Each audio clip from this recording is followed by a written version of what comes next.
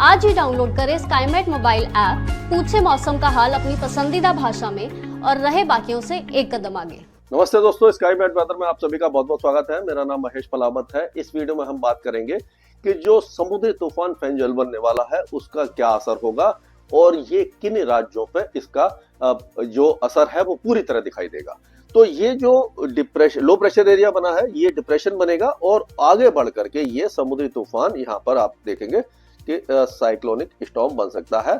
और ये ऐसा लग रहा है कि श्रीलंका को टच करते हुए नागापट्टनम और उसके आसपास के इलाकों में, तंजावुर, नागापट्टनम या जो पम्बन वगैरह है उसके आसपास, पम्बन तो ज्यादा नीचे रह जाएगा, उसके आसपास ये दस्तक दे देगा और इसका जो इम्पैक्ट है वो श्रीलंका पे काफी ज्यादा दिखाई देगा। अंडमान और निकोबार द्वीप समूह में भारी बारिश हो रही है दक्षिणी इलाकों में उसके, और ये फिर ये जो south west bay of Bengal है यहाँ पर जो समुद्र में ऊंची लहरें उठेंगी, तेज हवाएं चलेंगी, नुकसान काफी ज्यादा होगा। चेन्नई वगैरह में बहुत ज्यादा इसका इम्पैक्ट नहीं रहेगा, मॉडरेट शावर्स होंगे। तिरुपति, नेल्लोर और जो आपका south coast of Andhra Pradesh है वहां पर भी बहुत ज्यादा असर नहीं दिखाई देगा। लेकिन तमिलनाडु के दक्षिणी इलाकों में और उसके बाद केरल में काफी ज्यादा इसका असर दिखाई देगा, अंदरूनी इलाकों में भी। और जो श्रीलंका है उसके ज्यादातर इलाके जैसे जाफना में सबसे ज्यादा होगा, उसके बाद फिर बबूनिया, त्रिंकोमाली, वट्टेकोला, ये जो इलाके हैं यहाँ पर काफी ज्यादा भारी बारिश की संभावना हमें नजर आ रही है। तो इन सब के बारे में बात करेंगे। वेस्टर्न डिस्टर्बेंस है जो आगे निकल गया है, एक ट्रफ है जो अरब सागर में है, एक ये बंगाल की खाड़ी के आसपास ट्रफ दिखाई दे रही है। तो अब क्या हो रहा है कि जो पॉल्यूशन है वो थोड़ा सा बढ़ा था क्योंकि सीवियर कंडीशन में आ गया है दिल्ली एनसीआर में, तो प्रिकॉशन लेने की बहुत ज्यादा जरूरत है। आपको मास्क पहनकर ही बाहर निकलना है, अपना ख्याल रखने की बहुत ज्यादा जरूरत है क्योंकि इस समय जो आदमी सिगरेट नहीं पीता वो भी इतना ज्यादा धुआं अपने लंग्स में ले लेता है, जैसे कि 30 से 40 सिगरेट वो समझ लो पी रहा है। तो आप समझ सकते हैं कि आपके लंग्स को, फेफड़ों को कितना ज्यादा नुकसान होगा। और PM 2.5 के जो कण हैं वो बहुत ज्यादा महीन होते हैं, आपके फेफड़े के साथ साथ ब्लड स्ट्रीम में भी जा सकते हैं, तो बहुत ज्यादा खतरा है। निमोनिया वगैरह हो रहा है, सांस की बीमारी हो रही है, तो थोड़ा सा ख्याल रखिए। वेस्टर्न डिस्टर्बेंस आगे जाने के बाद अब पहाड़ों पर तो कोई खास वेदर एक्टिविटी आपको दिखाई देने वाली नहीं है, पूरी तरह से शुष्क हो जाएगा। यहाँ पर ये 25 तारीख के आसपास यहाँ पर बारिश की गतिविधियां बढ़ जाएंगी दक्षिण भारत में। अब जम्मू कश्मीर की बात करें तो जो थोड़ी बहुत ऊंचे इलाकों में गिलगित बाल्टिस्तान, मुजफ्फराबाद, यहाँ पर जो स्नोफॉल हुआ था वो अब पूरी तरह साफ हो जाएगा। उत्तर पश्चिम के साथ से हवा चलेंगी, टेम्परेचर गिरना शुरू हो जाएंगे। इनका असर पंजाब, हरियाणा, दिल्ली के तापमान पर भी पड़ेगा। यानी कि जो थोड़े से टेम्परेचर बढ़े थे वो फिर से गिरने लग जाएंगे, सर्दी यहाँ पर बढ़ जाएगी। अब आप पंजाब की बात करें तो पंजाब में भी अब मिनिमम टेम्परेचर काफी नीचे आ जाएंगे, सर्दी की शुरुआत हो चुकी है और दिन के टेम्परेचर भी 24-25 के आसपास भी आ सकते हैं 2-3 दिन में, लेकिन अभी 26-27 के आसपास बने रहेंगे। और उसी तरह से अब ये माफ कीजिएगा, हिमाचल प्रदेश था, ये उत्तराखंड में भी कोई वेदर एक्टिविटी नहीं है। पंजाब में जो है अब जैसे मैंने बताया कि जो मिनिमम टेम्परेचर है 10 के नीचे ही रहेंगे सब जगह पर, और जो मैक्सिमम टेम्परेचर है वो 25-26 के आसपास रहेंगे, उसके बाद 24-25 के आसपास आ जाएंगे। वही हाल हरियाणा और दिल्ली में भी होने वाला है। हरियाणा और दिल्ली की अगर हम बात करते हैं तो यहाँ पर भी अभी फिलहाल कोई खास वेदर एक्टिविटी तो है नहीं, और पॉल्यूशन काफी ज्यादा बढ़ा हुआ है। हवाएं थोड़ा सा रफ्तार पकड़ेंगी 2 दिन के बाद, 24 घंटे के बाद, उसके बाद थोड़ा सा पॉल्यूशन में थोड़ा सा सुधार होगा, लेकिन ऐसा नहीं है कि आप अपने आप को केयरलेस हो जाए। तो ये सारा ध्यान रखने की जरूरत है। हरियाणा में टेम्परेचर अब गिरना शुरू हुए हैं, दिन और रात के तापमान गिर जाएंगे, लेकिन अभी घना कोहरा छाने की संभावना नजर नहीं आ रही है।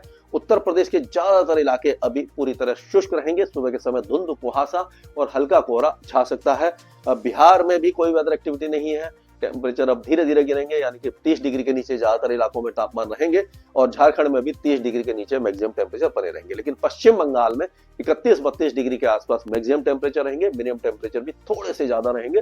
और पूर्वोत्तर राज्यों में भी अभी जो सर्दी है कड़ाके की वो अभी नहीं आई है, केवल पहाड़ी इलाकों में है।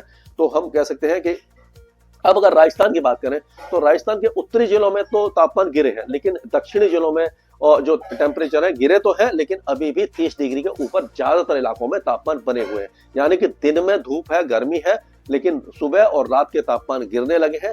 तो दोनों जो मैक्सिमम और मिनिमम टेम्परेचर में जो डिफरेंस है वो ज्यादा होने के कारण बीमारी का खतरा बढ़ जाता है, तो अपना ख्याल रखने की जरूरत है। लेकिन मध्य प्रदेश की अगर हम बात करते हैं तो मध्य प्रदेश में अच्छी बात यह है कि टेम्परेचर गिर रहे हैं, सर्दी की शुरुआत हो गई है, मिनिमम टेम्परेचर भी काफी नीचे है, सुबह के कड़ाके की सर्दी शुरू होने वाली है, लेकिन अभी भी काफी अच्छी सर्दी हो रही है। छत्तीसगढ़ में भी यही हाल है, उड़ीसा में भी यही हाल है। उड़ीसा में अभी टेम्परेचर थोड़े से ज्यादा है कोस्टल एरियाज में, लेकिन अंदरूनी इलाकों में और छत्तीसगढ़ में टेम्परेचर गिरना शुरू हुए हैं। यानी कि सर्दी कड़ाके की नहीं पड़ रही है, लेकिन मौसम सुहावना हो गया है। अब अगर गुजरात की बात करें तो गुजरात में भी 30 डिग्री के ऊपर ज्यादातर इलाकों में मैक्सिमम टेम्परेचर बने हुए हैं, यानी दिन में गर्मी है, रात थोड़ी ठंडी हो गई है, लेकिन जो कड़ाके की सर्दी है उसका इंतजार है, जो अगले कम से कम 10 दिनों के बाद ही आपको दिखाई देने वाली है। महाराष्ट्र में टेम्परेचर अभी भी 30 डिग्री के ऊपर ज्यादातर इलाकों में है, कुछ इलाकों में है जो 30 डिग्री के नीचे आ गए हैं, लेकिन कोस्टल एरियाज में भी अभी जो मिनिमम टेम्परेचर है 20 डिग्री के ऊपर ही बने हुए हैं। बाकी इलाकों में जो टेम्परेचर है, मिनिमम टेम्परेचर गिरना शुरू हुए हैं। अब अगर हम तेलंगाना की बात करें तो यहाँ का मौसम पूरी तरह शुष्क रहेगा, कोई भी वेदर एक्टिविटी आपको दिखाई नहीं देने वाली है। आंध्र प्रदेश के जो कोस्टल एरियाज है, कृष्णा, गुंटूर, प्रकाशम, ये सारे इलाकों में बारिश की गतिविधियां शुरू हो रही है, हल्की फुल्की होगी, और उसके बाद जब साइक्लोन या जो फेंजल साइक्लोन अगर बनता है तो उसका असर जो दक्षिणी इलाका है यहाँ पर थोड़ा सा मॉडरेट शावर्स के रूप में दिखाई देगा।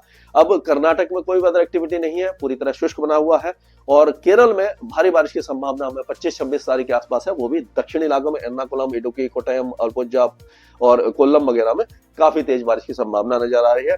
तमिलनाडु में सबसे ज्यादा इंपैक्ट इस साइक्लोन का दिखाई देगा। नागापट्टनम से लेकर के तिरुवरूर, पुदुकोट्टई, शिवगंगा, रामनाथापुरम, तुद्दुकोट्टई, ये जो इलाके हैं यहाँ पर भारी से भारी बारिश होगी। तिरुवल्लुर, चेन्नई, कांचीपुरम, ये जो इलाके हैं लाइट टू मॉडरेट रेन देखेंगे।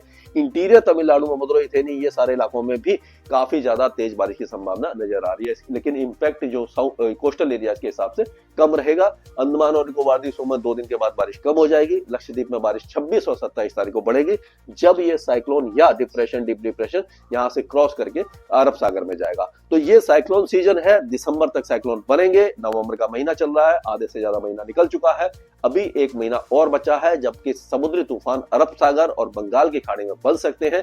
अरब सागर में बनने वाले तूफान नॉर्मली ओमान, यमन की तरफ जाते हैं, लेकिन कभी कभी मुंबई और गुजरात की तरफ, और कभी कभी कच्छ की तरफ कच्छ और सिंध की तरफ चले जाते हैं। तो अगर इस तरह का कोई तूफान बनेगा, हम नजर बनाए रखेंगे और आपको लगातार इसका अपडेट देते रहेंगे। स्काईमेट वेदर में मौसम से जुड़ी सटीक जानकारी और खबरों के लिए हमारे YouTube चैनल को सब्सक्राइब करें और बेल आइकन दबाकर हर खबर पर रखें नजर।